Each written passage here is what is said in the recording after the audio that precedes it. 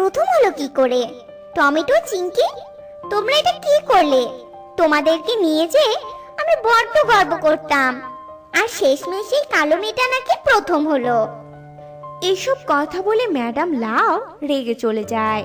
তবে এসব কথায় আজ বেলি কষ্ট পায় না, বরং পুরস্কার নিয়ে আনন্দের সহিত বাড়ি ফিরে যায়। দেখো মা, আজ আমি কত সুন্দর পুরস্কার পেয়েছি।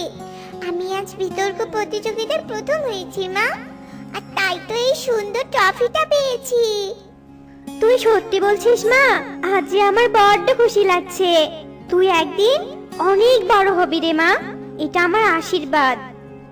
বেলির সফলতায় বেগুনি আর বেগুন খুশি হয়ে এভাবেই বেলিকে আশীর্বাদ করে।